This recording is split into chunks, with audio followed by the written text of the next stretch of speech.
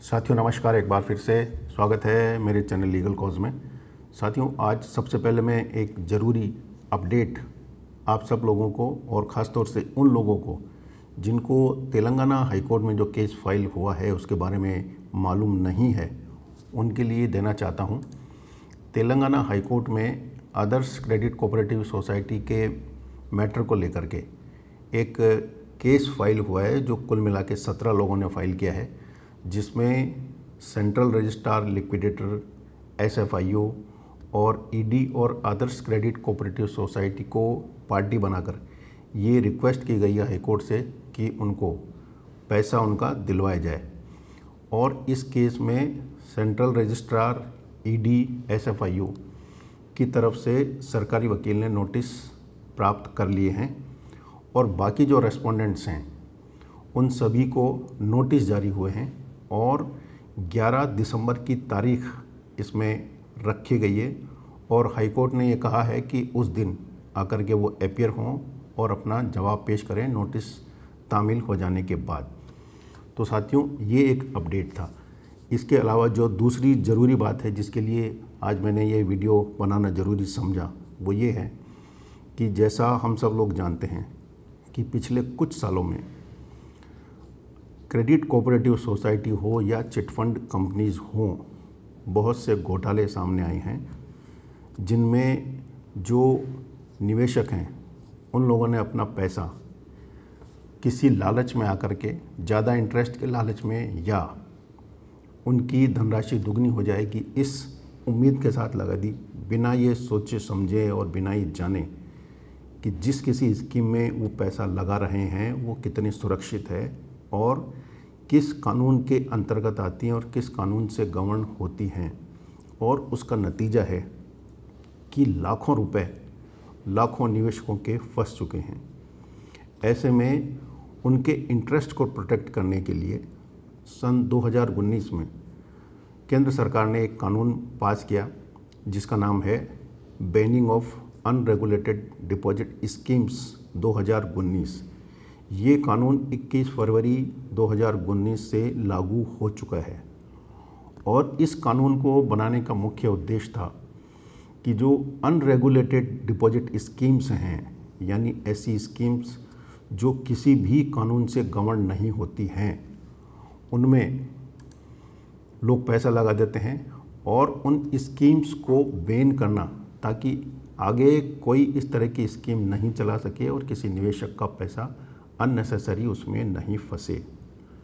इसलिए ये कानून लाया गया। इस कानून के जो मुख्य प्रावधान हैं आज मैं उनकी चर्चा करूंगा।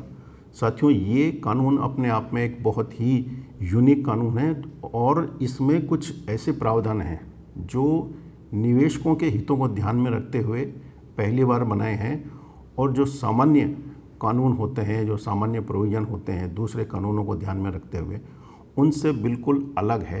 कुछ विशेष व्यवस्था इस कानून में की गई है ताकि निवेशकों के इंटरेस्ट को प्रोटेक्ट किया जा सके।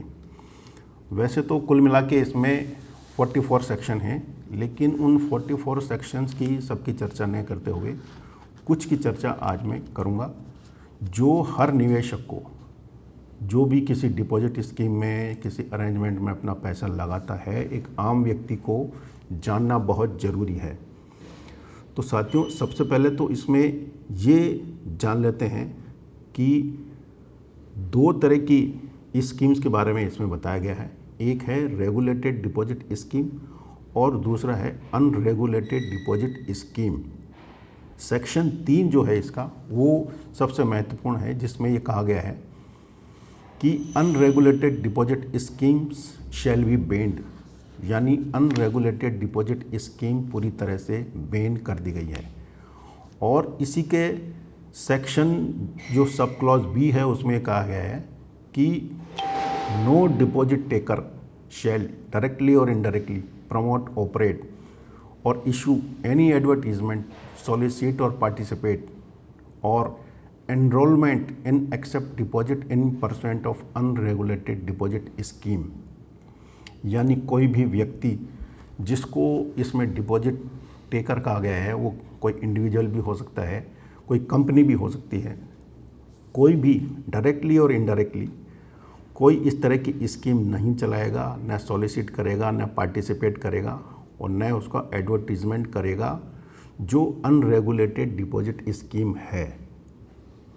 इसके बाद सेक्शन 5 ये कहता है कि कोई दूसरा व्यक्ति जो डिपॉजिट टेकर तो नहीं है लेकिन उससे डायरेक्टली या इनडायरेक्टली जुड़ा हुआ है, किसी और व्यक्ति को इंड्यूस नहीं करेगा, उसको प्रलोभन नहीं देगा कि वो इस तरह की स्कीम में पार्टिसिपेट करे, इस तरह की स्कीम में अपना निवेश जमा करवाए। अगर वो ऐसा करता है तो वो पनिशेबल है। तो सेक्शन 3 और 5 अनरेगुलेटेड डिपॉजिट स्कीम्स को पूरी तरह से बैन करने के बारे में है और जो इस तरह की स्कीम लेता है वो प्लस उससे जुड़ा हुआ कोई भी व्यक्ति, वो एजेंट भी हो सकता है, वो एम्प्लॉय भी हो सकता है, वो एडवाइज़र भी हो सकता है या कोई भी अन्य व्यक्ति जो आज तक किसी अन्य जो दूसरे कानून बने हुए हैं उनमें शायद शामिल नहीं किया हुआ है, इसमें शामिल किया है, उन लोगों को भी इस काम को करने के लिए मना स्पेसिफिक किया हुआ है। और साथियों, अगर इस सेक्शन का वायलेशन होता है तो इसमें अलग अलग काम के लिए 2 साल से लेके 10 साल तक की सज़ा का प्रावधान है और 10 लाख रुपए तक का फाइन किया गया है। इसलिए ये 2 सेक्शन बनाए हैं जिसमें अनरेगुलेटेड डिपॉजिट स्कीम को पूरी तरह से बैन किया गया है। इसके बाद साथियों सेक्शन 4 है जो रेगुलेटेड डिपॉजिट स्कीम है उसके बारे में है, लेकिन साथ में ये कहा गया है कि रेगुलेटेड डिपॉजिट स्कीम है लेकिन उसके रीपेमेंट में, उसके मैच्योरिटी के टाइम पे अगर कोई फ्रॉडुलेंट एक्ट किया जाता है या कोई सर्विस किसी डिपॉजिट लेने वाले को देनी थी उसमें कोई कोताही बरती जाती है तो वो पूरी तरह से पनिशेबल है और इसमें 7 साल तक की सज़ा का प्रावधान है। और अगर फ़ाइन की बात करें तो 5 लाख से लेकर के 25 करोड़ रुपए या जितना प्रॉफिट उसने कमाया है उस प्रॉफिट का 3 गुना तक का फ़ाइन देने का प्रावधान है। तो साथियों, जो स्कीम जिसको रेगुलेटेड स्कीम कहा जाता है उसमें भी अगर कोई फ्रॉडुलेंट काम किया जाता है उसके लिए भी सज़ा का प्रावधान इस सेक्शन में किया गया है। अब ये समझ लेते हैं कि रेगुलेटेड स्कीम और अनरेगुलेटेड स्कीम क्या होती है। साथियों, इस एक्ट के अंत में एक शेड्यूल दी हुई है और इस एक्ट में कहा गया है कि रेगुलेटेड स्कीम वो स्कीम है जो शेड्यूल 1 में दी हुई है। जो रेगुलेटर्स इस एक्ट के शेड्यूल 1 में बताए गए हैं, अगर उनकी किसी स्कीम में आप निवेश करते हैं, डिपॉजिट करवाते हैं तो वो रेगुलेटेड डिपॉजिट स्कीम्स में आएंगे।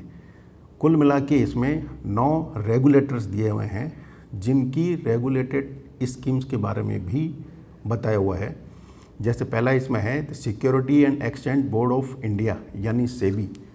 सेबी की किसी स्कीम में, किसी अरेंजमेंट में अगर आप पैसा लगाते हैं, जैसे शेयर मार्केट में लगाते हैं, म्यूचुअल फंड्स में लगाते हैं, तो वो अलाउ है, उसमें आप पैसा लगा सकते हैं। इसके बाद है reserve bank of India. Reserve bank of India के अंडर में आने वाली कोई भी कंपनी, कोई बैंक अगर उसकी किसी डिपॉजिट स्कीम में पैसा डालते हैं तो वो सेफ़ है। इसके बाद insurance regulatory and development authority of India, जिसको इरडा के नाम से भी जानते हैं, यानी इंश्योरेंस कंपनीज़, उनकी किसी स्कीम में आप पैसा लगाते हैं वो सेफ़ है, वो अलाउ है, वो परमिसिबल है। इसके अलावा स्टेट गवर्नमेंट या यूनियन टेरेटरी की कोई ऐसी स्कीम जो नोटिफाई की है सेंट्रल गवर्नमेंट ने या स्टेट गवर्नमेंट, उसमें लगा सकते हैं। नेशनल हाउसिंग बैंक, इनकी स्कीम में पैसा लगा सकते हैं। Pension regulatory and development authority, इनकी स्कीम है, उसमें लगा सकते हैं। एम्प्लॉयज़ प्रोविडेंट फंड ऑर्गेनाइजेशन, इसमें आप पैसा लगाते हैं। The central registrar multi state cooperative society, ये भी रेगुलेटरी अथॉरिटी है और रेगुलेटेड डिपॉजिट स्कीम्स में इसको माना गया है। लेकिन इनकी ऐसी स्कीम जो वोटिंग देने वाले मेंबर्स से ही डिपॉजिट लेती है, अगर ऐसा करती है तो वो अलाउ है, उसमें आप पैसा लगा सकते हैं। और multi state cooperative society deposit voting देने वाले मेंबर्स से ले सकती है, ये अलाउ है। इसके बाद the ministry of corporate affairs, government of India, अगर इनकी कोई स्कीम है उसमें आप पैसा लगा सकते हैं।